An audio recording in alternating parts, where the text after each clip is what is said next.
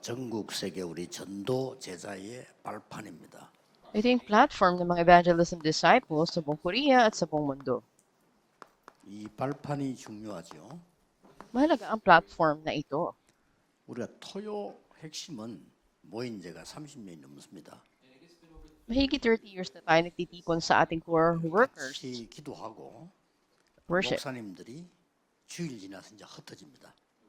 At pag-araw ng linggo, yung ating mga pastors ay nagkakalat sa kanilang mga 그 fields. 결과 각 나라에 지금 렘넌트들이 일어나고 있습니다. At ang mga remnants all throughout the world ay nagsisimulang tumindig ngayon dahil sa kanila. 한 시간에 한 장소에 그들을 이제 모으는 겁니다. Sa isang lugar, sa isang oras, parehong panahon sila 그들이 nagtitipon 돌아가서 sa ating 복음도 WRC. 하도록 만드는 겁니다. Upang pagbalik nila sa kanilang mga field, may isagawa nila yung Word of God 코로나 movement. 때문에 우리 5년 만에 지금 이렇게 모이게 됐습니다.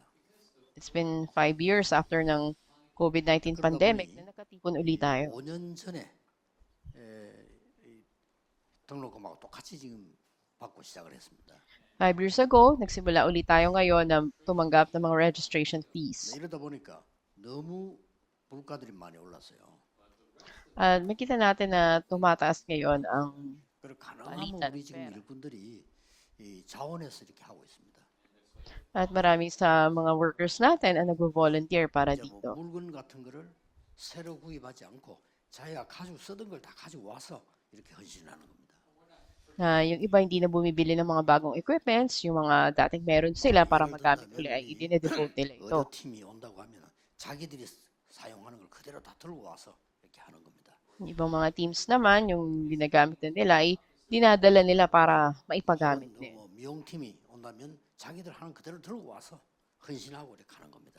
Halimbawa, yung mga nasa salon department, yung mga kagamitan na meron sila, dinadala nila yun at ginagamit. 그런 시간표입니다. So it's time for us sa kahirapan na ito na 그거 mag-invest 알고 tayo sa 이제 mga gawain 많은 nito. 기도하는 분들이 지금 후원도 이렇게 하고 있습니다. Marami rin nagpe-pray para sa gawain na ito at nagbibigay na kanila mga 그런데다가 올해는 support. 5천 종족이 들어오는 렘넌트들은 우리 경비를 다 그냥 줘서 불러옵니다. At yung mga from the 5,000 tribes naman ng mga remnants natin, sinusuportahan din natin sila at inimbita lang natin 여러 sila 가지 dito. 기도해 주셔야 되겠습니다. Maraming bagay na kailangan nating ipanalangin. 그래 부탁드리는 것은 우리 일을 하고 뛰는 일꾼들은 굉장히 힘이 들죠. At marami sa mga workers natin na talagang nahihirapan. 그래서 여러분들은 24 기도 속에서 일할 수 있는 사람이 돼야 됩니다. Kaya dapat kayo ay maging mga gumagawa 대부분 나 가와인 사람들은 교회 일을 in 하거나 prayer for 24 또 hours. 무슨 게 본부에 일하거나 이런 사람들이 기도할 줄 모르면요 시험 드는 사람이 많아요.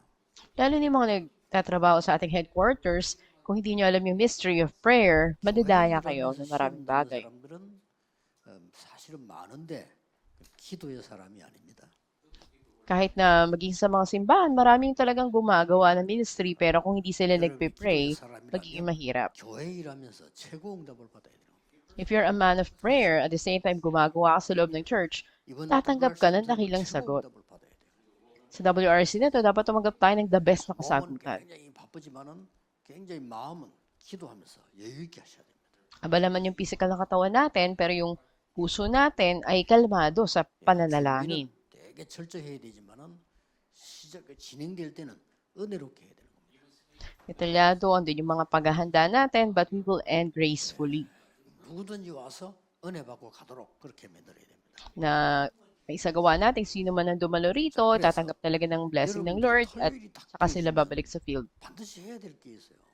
Kaya sa araw ng Sabado, ito yung tiyak na dapat nating gawin. 목사님들도 하셔야 되고요. Mga pastor, dapat din nilang gawin to. 평일에 여러분들이 세 가지를 꼭 누려야 되는 겁니다.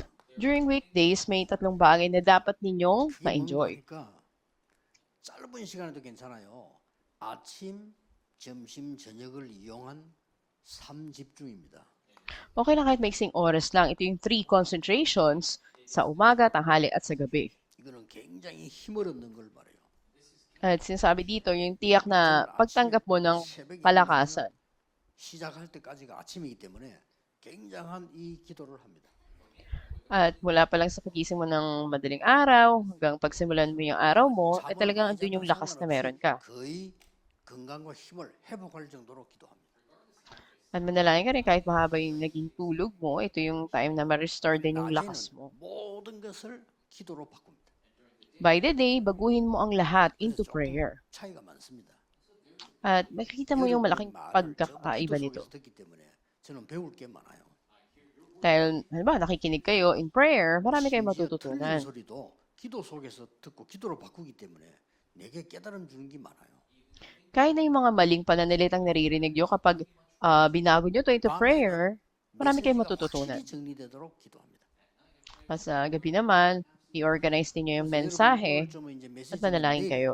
하나님이 내게 최고의 은혜를 주실 것이다라고 기도 시작해야 돼요. Halimbawa, para bukas, manalangin na kayo na tumanggap kayo ng dakilang biyaya ng Diyos sa mensaheng tatanggapin nyo. 목사님들은 설교 준비 마쳤으면 따로 준비하세요.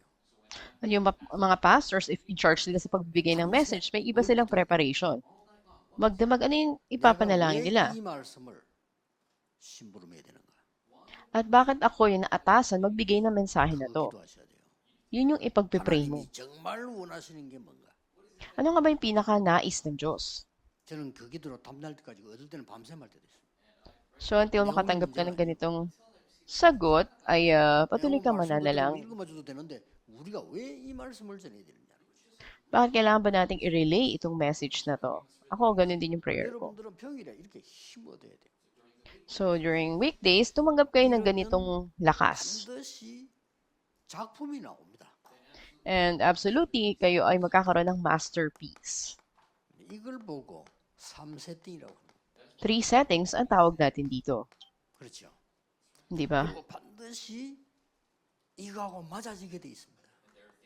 And absolutely, magiging match kayo. 237 at 5,000. 아직도 모르는 사람도 저 사람들 왜 저렇게 맨날 모이나 합니다.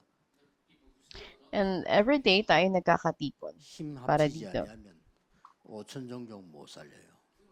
If hindi tayo magpapalakas, hindi natin maililigtas ang 전도 5,000 관계 없는 tribes. 사람들은 안 해도 됩니다. 그러나 해야 되는 사람들은 교회들이 힘 합쳐야 돼요.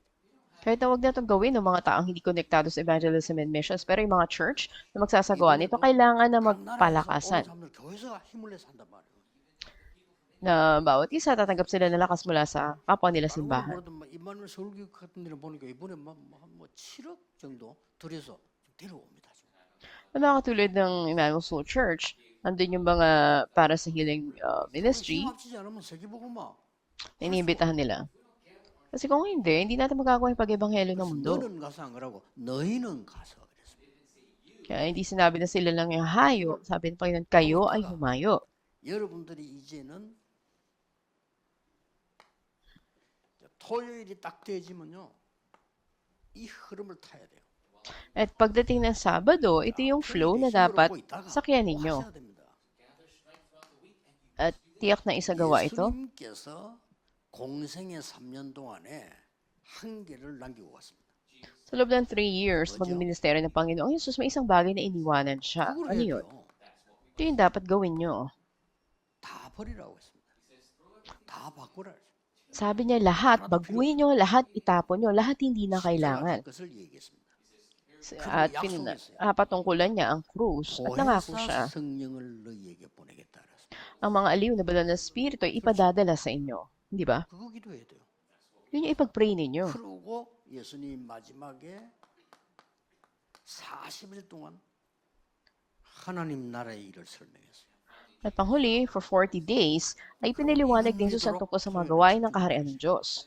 At nagkaroon sila ng konsentrasyon sa 이 pananalang. 언약을 붙잡고 10일 동안 기도했는데 마가다락방 오순절의 역사에 나왔어요.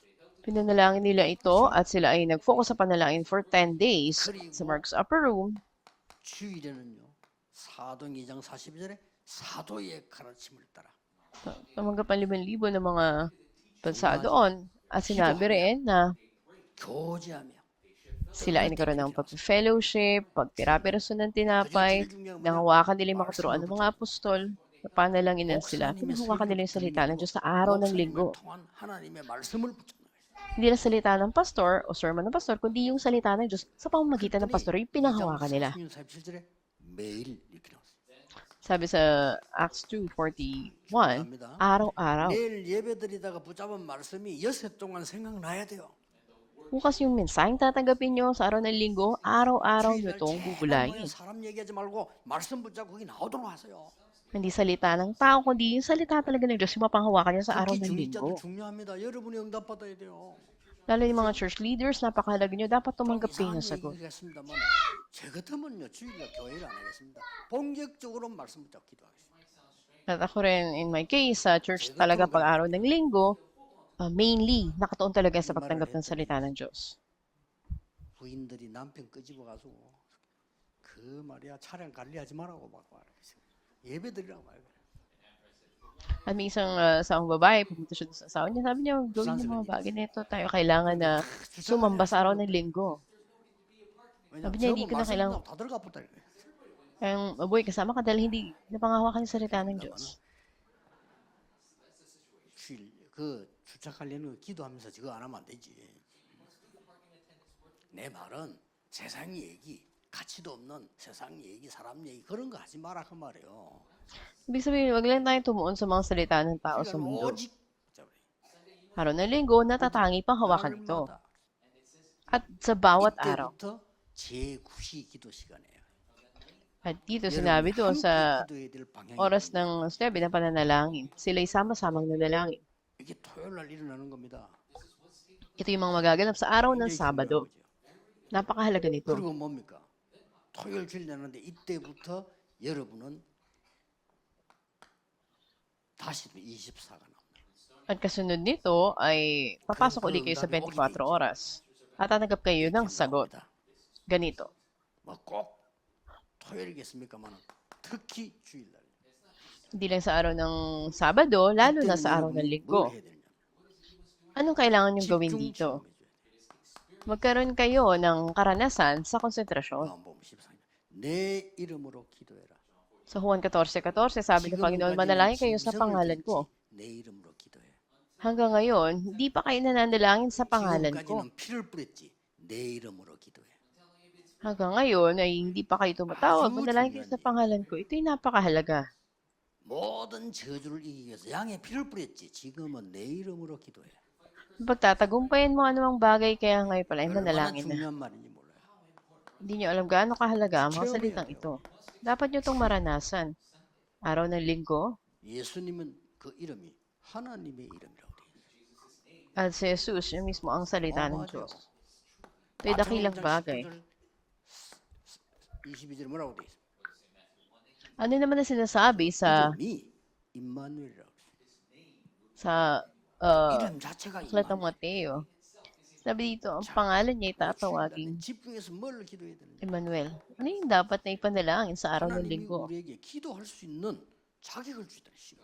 Binigyan tayo ng identity o ng 목사님이 ah, 말씀을 기도 karapatan ng 속에서 Diyos na 들어요. tumanggap tayo ng sagot sa panalangin. 장로님 기도 시간에 기도 속에서 같이 기도하고 Kasama yung mga elders, pumasok kayo sa pananalangin. 자, 같이 기도해야 돼. Huwag yung idilat yung mga mata nyo, sabay-sabay kayo manalangin. Sabay-sabay kayo manalangin kahit sa pagpupuri. At ito yung higit ang mahalagang bagay dito. 권세 기도도 있어요. Andun din yung authoritative 중요한 prayer. 문제입니다. 주 예수 그리스도 이름으로 권세 기도입니다. Yung paggamit sa pangalan ng Panginoon Kristo, pananalangin. 모든 흑암 떠나갈지어다. Lahat ng kapangyarihan ng kadiliman ay umalis. 이런 Subukan nyo to. 주일 날. At mararanasan nyo to araw ng linggo. 월요일부터는 말씀이 딱 잡혀요. Kaya mula Lunes, pangahawakan niyo yung salita ng Diyos. 핵심 같더니 이런. Nanalangin kayo hanggang makabalik kayo sa for service. At ito pala yun. 이래 됩니다. Pinahawakan niyo yung salita ng Diyos at makikita nyo, pagdating nyo ng Tuesday conference 예배 안 natin, 드려도 될 만큼 놓치고 있어요. pero karamihan ay nabibitawan ito na halos parang hindi sila nagsisimba at 예배 Hindi 속에서 ikamamatay 살아있는 nila. 말씀들이 나와야 돼. pero sa worship, dapat yung buhay na salita ng Diyos 상관없어. ang mapanghawakan. Hindi problema kung 설교 똑같아. sino ang pastor o 1장 8절 가지고 3년 설교할 수 있어. 그러나 다르게 역사하셔. diba, kahit na the same yung mensahe ng pastor nyo, Acts 1:8, sa loob na 3 이게 taon, ito yung magkakaiba ang dating sa inyo. 응답입니다. Ito yung sagot na dapat nyong panghawakan. 저는 부교육자 때까지 응답 못 받아. 예배 회복이 안 되거든. At ako, nung naging assistant pastor ako, may mga times na hindi ako nakakatanggap ng sagot, hindi na-restore yung worship sa akin. 어떤 중직자들은 예배가 안 돼가지고 막 조는 사람이 있어. Meron nga mga assistant pastors na hindi nakabe-bless sa worship at talagang inaantok sila, wala silang 그런 사람하고 lakas. 사업 같이 하지 마세요. So, huwag kayong 못 받아. magpahiram ng pera sa mga ganung tao, baka hindi sila magbayad or 살아있는 huwag sila isama sa 예배에서 business ninyo. Hindi nila alam yung tamang 벽걸레는 pagsamba. 1시간 전에 기도 시작해서 하루 종일 주일날 말씀 붙잡도록 기도. Si Rocky Feller, makita natin isang oras maaga pa siya. Nagpipray talaga siya at buong araw pinanghawakan niya yung salita ng Diyos sa araw ng linggo. 하셔야 됩니다. Dapat niyo itong gawin. 우리에게 숨겨진 발판이 있기 때문에 Dahil mayroon sa atin na natatagong platform 이거는 흔들리지 않기 때문에요. at hindi ito natitinag. 어떤 숨겨진 발판입니까? Ano ba tong platform na to na nakatago? Una, 이스라엘 나라는 역사가 7 재앙이었습니다. 그 속에서 중요한 발판이 나왔어요. sa loob ng 7 mga sakunang dumating sa Israel, may mahalagang platform sa loob nito. 렘도 7명이었습니다. 이때마다 렘세는 여러분 잘 아시죠? Ay, yung 7 mga remnants, alam natin ito, di ba? 창세기 39장 1절에서 6절에 보니까 뭡니까? 노예로 팔려가기 시작했어요. Genesis 39, 1-6, siya ay pinagbili na maging alipin. 거기에서 숨겨진 하나님의 중요한 발판이 나온 겁니다. At may nakatagong mahalagang platform ang Diyos dito. 자, 이 렘도 7명 메시지가 다 써놨어요, 여기 지금요. Ang 7 mga remnants, ito yung nakasulat. 특징이 뭡니까? Lalo na, 싹 위기 왔을 때. lahat sila nakarating sa kanila yung mga krisis. Dumating 이때 yung mga 하나님이 problema. 중요한 발판을 탁 놓은 겁니다. Pero dito, yung napakahalagang platform ang sinagawa ng Diyos. 이유가 뭡니까? Anong dahilan? 하나님이 전도 제자에게 확실한 10가지 발판을 주었어요. Dahil may tiyak na mga platforms of faith na binigay ang Diyos sa kanyang mga evangelists and disciples. 역대상 29장 10절 13절 14절 뭐죠? Sa Deuteronomy 하나님의 29, 절대 주권. andun yung absolute sovereignty o kapamahalan ng Diyos na para sa atin. 인본주의를 막 써서 잠시 이길 수 있습니다. 잠시. Kung gagamitin yung sariling lakas nyo, humanismo nyo, maaaring magtagumpay kayo 세상 panandalian. 사람들은 막 경쟁해서 남 밟고 이긴다. 잠시 이기는 처럼 보일 수 있습니다. At akala nyo ay talagang katagumpayan na nagpakompetensya kayo sa mundo, apakan nyo iba. 그렇게 해서 잠시 장악한 사람들이 있습니다. Yung mga tao na panandalian, ito yung akala nilang katagumpayan. 한 명도 빠짐없이 3가지 일이 벌어졌어요. Pero wala ni isa na liban, lahat 너무 sila ito 위기에 yung naranasan. 몰려서 자살했어요. Yung iba dumating ang krisis, 그 nagpakamatay. 역사 보세요. Tingnan natin yung 아니면 kasaysayan. 도망가다가 피살당했어요. O yung iba naman, tumakas sila at pinatay sila. 아니면 너무너무 위험한 속으로 빠지다가 스스로 문제 터져가지고 객사했어요. 싹다. At yung iba naman, lahat sila ay sa kasaysayan, sila ay nahulog 대표적인 sa mga 히틀러 자살했어요. 그렇죠? na iba, pinaka-pangunahin nila si Hitler o si Haring Nero, lahat sila nagpakamatay. 막았던 모든 사람이 비참하게 다 죽었어요. Ito yung mga tao na humadlong sa ebanghelyo na talagang masalimuot o matindi yung pagkamatay. 하나님의 절대 주권. 그게 우리의 Ganap na kapamahalan ng Diyos. Ito yung platform natin. 하나님의 방법. At ang pamamaraan ng Diyos ay Kristo Kristo. Ang kapangyarihan ng Diyos, tanging banal na Espiritu. 말씀. At ang salita ng 절대 Diyos. 이유. 나. At ang absolute na dahilan ng Diyos ay ako. 내가 있는 모든 장소 선교지. At lahat ng lugar na kinaroroonan ko, yung mga mission field. Sa man ako naroon, nandun ang paggabay ng Diyos sa 우리 akin. 모두가 시한부 인생. At saan man tayo naroon, ito ay nag-isang buhay. 그렇죠? 하나님만 아시는 시한부 인생.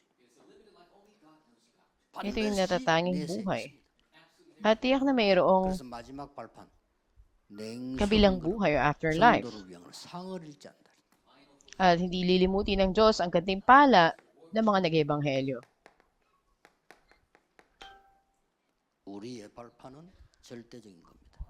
Ang platform natin ay 하나님의 것이야. tunay na 믿으셔야 돼요. eksakto o tiyak. 지금부터 집중해야 돼요. 오늘 이거 들어가야 돼요. Dapat tayong pumasok dito. 내일 답이 안 나와도 괜찮아. 이렇게 들어간 게 응답이에요. At kahit na hindi tayo 그렇죠? pumasok dito, 요셉이 금방 기도했는데 araw ng 준비가 linggo dapat tayong 됐습니까? tumanggap ng 아니잖아요. mensahe mula sa 요셉이 Diyos. 노예로 끌려가면서 이 축복을 누렸다는 사실. Si Joseph, kahit na naging alipin siya, 그게 벌써 naranasan niya 응답이에요. to. Yun mismo sagot na 그렇죠. yun. Di ba? 성취가 또 열매 맺는 거는 시간 지나서 일어나는 일이고 이미 받은 거예요. Ang katuparan nito, pagpubunga, it will take time, pero 믿고 ito 구한 mismo yung 것은 unang 받은 sagot. 줄로 믿어라. Na sinabi, anumang 이 hiniling 응답 ninyo 누린 in 사람이 faith, 응답만 받은 게 isipin 성경에 yung 하나도 tinanggap 없어. nyo na. 싹 다 보세요.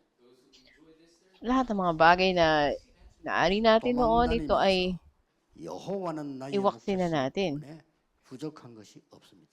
Sa pagtakas niya, sinabi niya, Abay no na aking 이미 pastor, hindi ako 응답한 거예요. magkukulang. Tumanggap na 그렇죠. agad siya ng sagot doon pa lang. 여호수아에게 너에게 줄 것이다. 그리고 주었노니. At sabi rin kay Joshua na ibinigay ko na sa iyo 요나가 회개 기도할 ang 때 lupaing ito. 하나님 나를 용서해 주옵소서 안 그랬어요? Nung humingi ng tawad si Jonah sa panalangin niya, hindi niya sinabi, 하나님이 Panginoon, 나를 patawarin mo ko. 건져 주셨습니다. 이렇게 나왔어. Sinabi niya, Panginoon, hinango mo ko mula sa kadiliman. 절대 벌판. Ito yung absolute platform.